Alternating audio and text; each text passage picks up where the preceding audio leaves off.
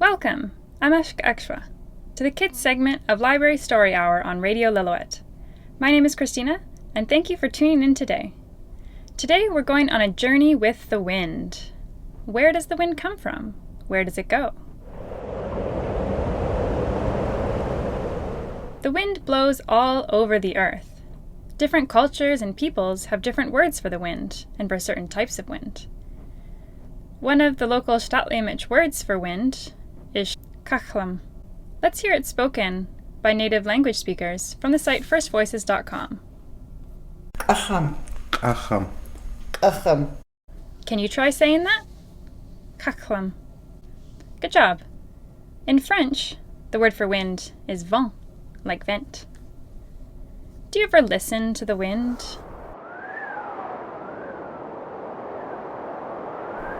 Soft summer breeze, a howling winter gale, fall gusts blowing leaves around. Do you have a favorite type of wind?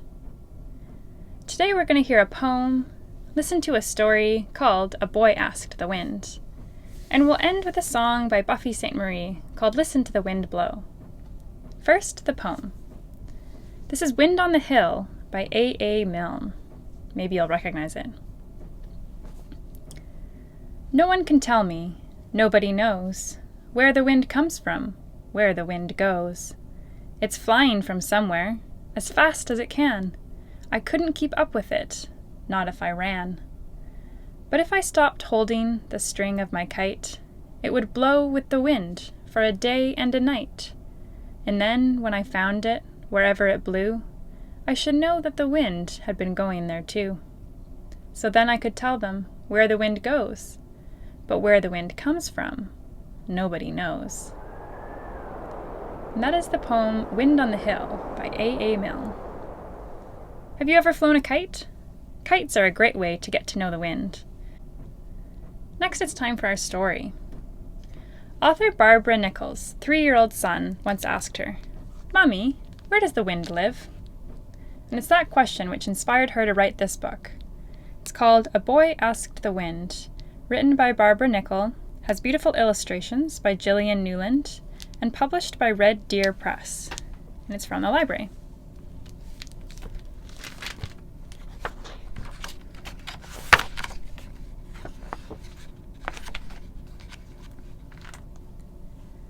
A boy asked the wind, "Where do you live?"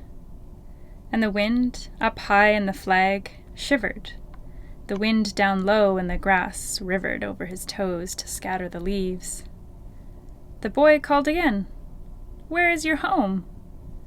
The wind up high in the maple hummed, the leaves free and scarlet, then hammered down to blast against the boy's ear. "Come. Come west with me. Come jag and jig down mountain sides, over the crags where I'm Chinook." The boy felt a tug, and a gust, and a shake, and a warm singing, a warm breath around his head, and saw a prairie huge and spread below with snow and bison herds. "Snow-eaters here," the boy heard, plunging with a mighty whoosh, horns and hooves, a mighty swish through dry grass and coulees, rushing everywhere until the winter vanished. Then he and Chinook lingered to whistle spring into the land, tussled through shoots of silverweed, flew faster than homecoming geese, ran past a herd of bison, pounding, leaping over the cliff. Nightfall. Wind and boy looped smoke up from the fires, slipped meat-roasting aromas under the flaps of teepees all around. "Now I know," exclaimed the boy in the firelight's glow. "This land of the Blackfoot and buffalo is where you live." The wind seesawed, but did not answer. He was blowing the foam upon an ocean way down south, roaming far out to sea, screaming. "Papagayo! Papagayos come to churn this water, mix the shallow warm with deeper cold." So the boy followed the warm, down-swirling, cold upflowing, seething, rolling, swelling, howling paths Papagayo stirred. where algae bloomed like tiny stars from feasting on cold water's stores of healthy food, off the coast of South America. The boy helped to stir up one-eyed copepods, teardrop-shaped and minuscule, who gulped the algae feast and were gulped by something bigger, who was eaten by something bigger. Swish, swash. Fish, ate fish, ate fish, ate fish, ate fish, ate fish, ate fish, ate fish, until a huge marlin came whooshing by in search of a huge breakfast, found the biggest for her feast, and knew who'd stirred the first link, the algae blooms. So she burst from the water, burst right into the teeth of the wind to offer thanks. A breath. The boy broke surface. To the wind he gasped, "This is your home, I know at last." But the wind just laughed. Then deep within the boy's ear came the sound of travel to an ocean far. "Doctor, doctor, I am the Cape Doctor." The wind's whisper grew as they swept round the corner of the southern tip of a great continent. "A doctor? How?" the boy asked. The wind bent her arm round Table Mountain, sent off pollen from its flanks where the silver trees glinted and swayed their thanks. She moistened the air to green the slopes, blew hello to the ghost frogs who lived only here, blew past daisies and porcupines, up and up, fast to the cold tabletop. Moisture turned cloud. The famous white tablecloth the Cape Doctor laid as she slid down the bowl to the city and said, "Now my work begins." Then wildly, loudly, Cape Doctor, the wind, howled the smog away. For 15 days and 15 nights she cleared the air of fumes, of haze, of dust and smoke from factories and cars and trains and crazy machines. "Is this where you live?" The wind just careened between mountain and sea, still cleaning, snatching hats, setting balloons free. One balloon, the boy watched into a speck.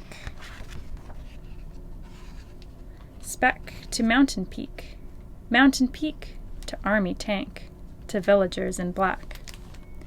He shuddered, longing for home.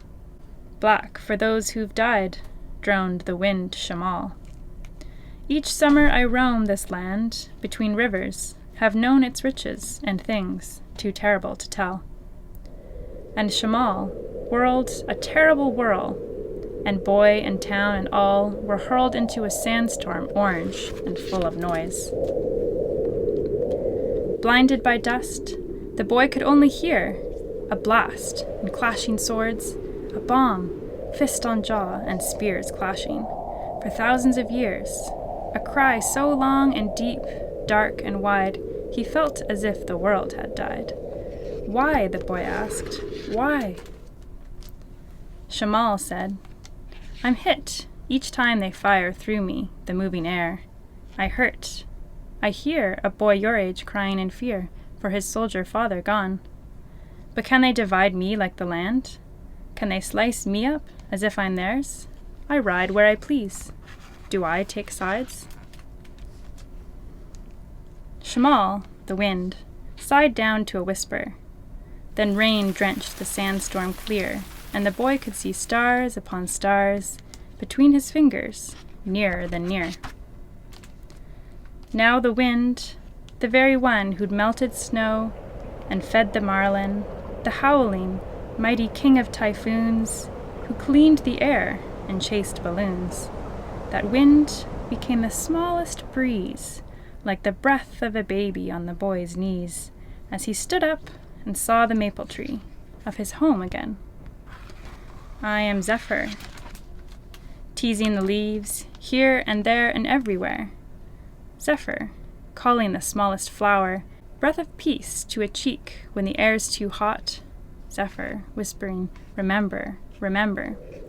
Chinook, Papagayo, one wind, Cape Doctor, Shamal, Zephyr, One wind with many voices, one wind with many faces.